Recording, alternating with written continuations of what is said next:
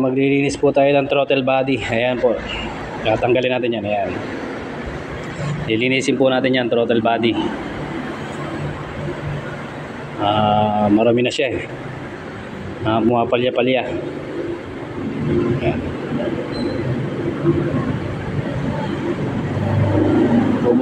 Bubugahan po natin ng ganyan. Ayan, yung Kobe.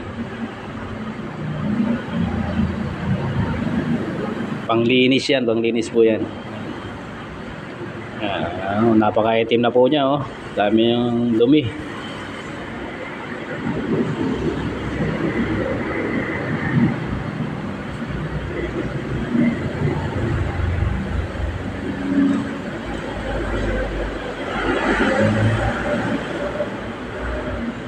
Yan lang po ang kailangang linisin. Tsaka yung ano yan, plastic na screw. Nagbabara yung butas niyan eh, kaya kailangan nililinis din po yan.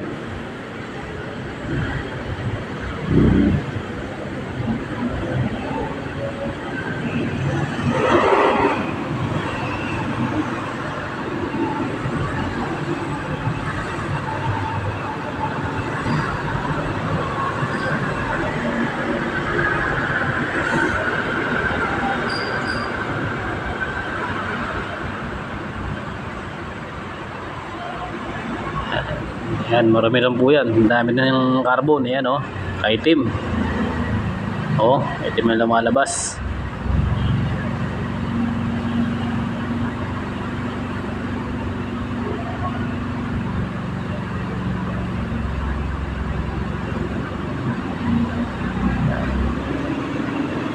Kailangan pong malinis yan para hindi siya pumapalya-palya.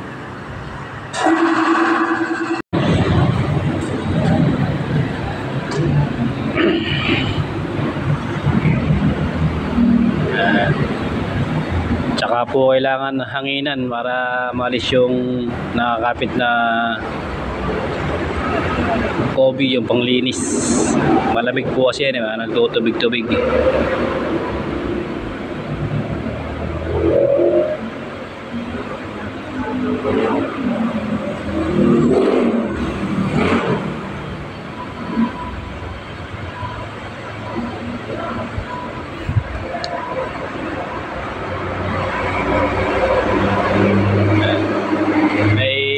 Din po yan, may timing din po para umayos yung sa may minor niya. Ibabalik po natin sa dati.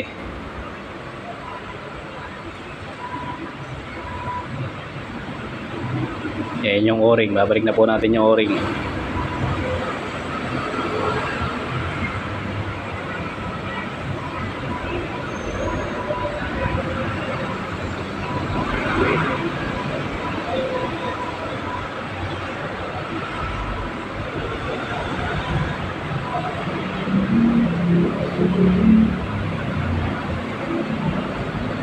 At saka yung dalawa niyang tornilyo, babalik po natin yan.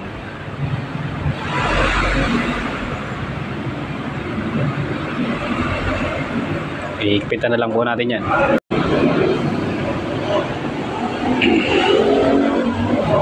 Yan. Nangina pa po natin kasi meron pa siyang tubig.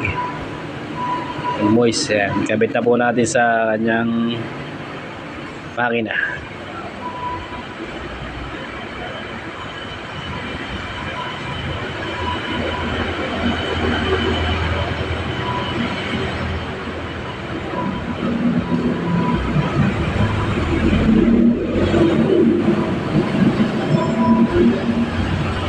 Kabit po natin yung mga sakit.